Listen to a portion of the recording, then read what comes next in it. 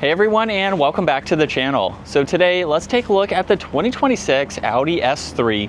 This model is finished off in a glacier white metallic, and with the options, MSRP is just shy of $60,000. This features the black optics package, driver assistance plus, S Sport package, along with the nappa leather seats. So it's very nicely equipped for this smaller size sedan. And let's start off with what this is powered by. The S3 has the 2-liter inline 4-cylinder turbo paired to a 7-speed dual clutch, and it pumps out 328 horsepower, 310 pound-feet of torque. It is all-wheel drive. It'll do 0 to 60 in 4.5 seconds. Top speed is 155 miles an hour, and as far as fuel economy goes, you're looking at 23 in the city and 31 out on the highway. Now, as we move on to the exterior styling, you'll notice the latest Audi badge, which has a great look to it. This model has a forward camera, all of the parking sensors, some gloss black trim accents within that hexagonal grille as well. And then you'll notice more inlets on both sides with gloss black trim accents, a dark housing for the LEDs, and then there's also some headlight washers too, and really nice angles in the lower section, along with the 4 hood lines that work their way to the headlights there. Now, this also has a 2-tone design for the wheels, along with the red S-line brake calipers.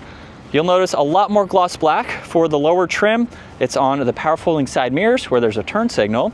It's on most of the door trim there, and then you'll notice up top this has a sunroof. Interesting to see the rear section is body colored. I think gloss black would give it a more seamless design. I think that's an option, but you have the sunroof nonetheless, and then some nice lines that flow down the side. Now, this also has a small body colored trunk mounted spoiler. There's LEDs for the lighting, backup camera, parking sensors, and a quad tip dual exhaust with more gloss black and that one fin right in the middle. Now, you can also use the key fob or the release underneath to gain access to your cargo space, where for this smaller sedan, it's still pretty practical. You have some tie downs, you have a 12-volt and some storage. Not really much storage under the floor. You could place in some items where there's the battery too there, and then you can also fold down the back seats for more space. So if you're not looking for a large vehicle, this is something that can still be a practical daily driver. It also has proximity door handles, so just grab any door.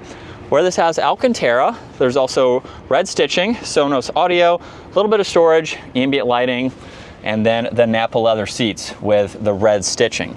Now, there's a release by the headrest, and you can fold the seat down, of course. And then at 5'10", it's a little bit tight. There's storage pockets, you have vents, temperature, and auxiliaries. And at 5'10", I'm just barely touching the headliner. So you could make this work with a car seat, some smaller kids. I could ride around town, maybe not go on a long road trip, but the seats are definitely comfortable. Just any taller than me, and you might want to sit up front. Now, this also has memory seating adjustments, heated side mirrors too. There's the window controls, trunk release, and then storage down below, and then the automatic front seats. Now, these also have a leg extension, which is manual, so you can adjust that as needed, and then the all-weather floor mats as well. This also has a solid and perforated leather steering wheel with all of the brushed accents. On the right side, there's a favorites control, volume and tuning, Bluetooth and voice commands. And then on the left, you have your cruise control stock with distance pacing, and then the adjustments to go through the virtual cockpit.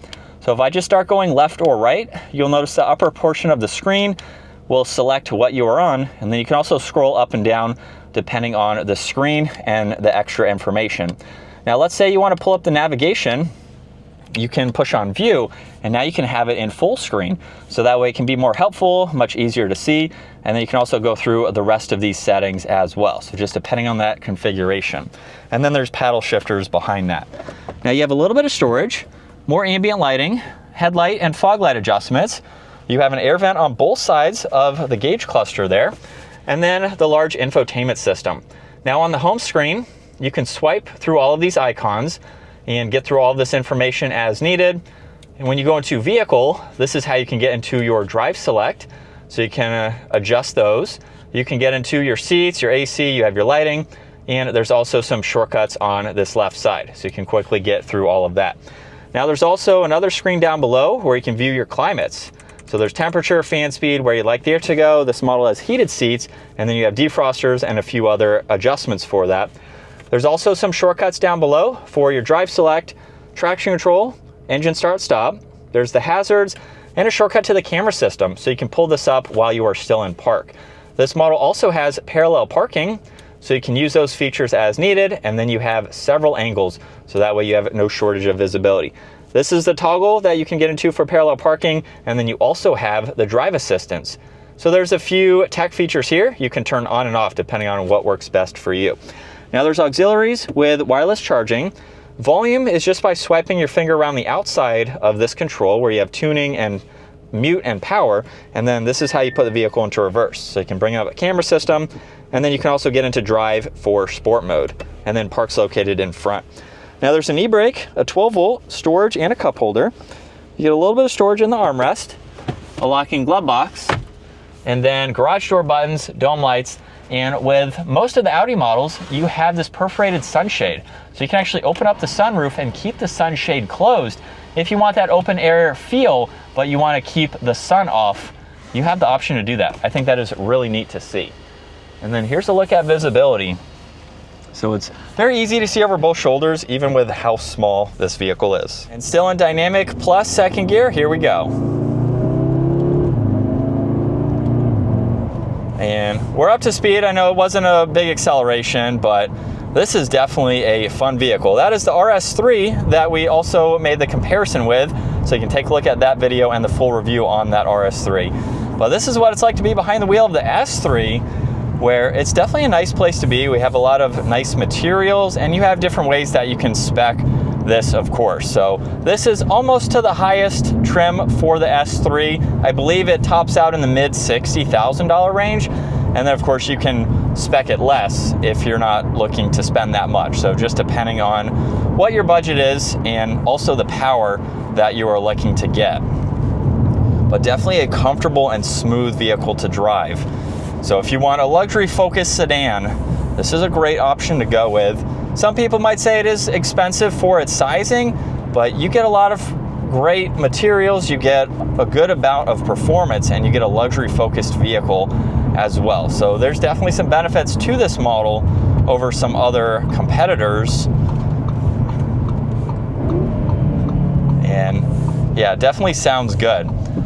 But let's go ahead and tone it back now, because we have that drive select, so we can just put it into comfort now, where it will get a little bit less loud, and then you can basically just drive it like a normal sedan now. So it's nice that this is a daily driver, something that you can drive every single day. You can do your errands with, take it to work, whatever it may be, and then you have some performance style driving when you are ready.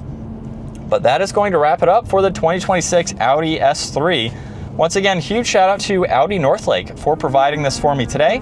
Take a look at their website, give this video a thumbs up if you enjoyed it, and consider smashing that subscribe button so you can stay up to date with our daily uploads.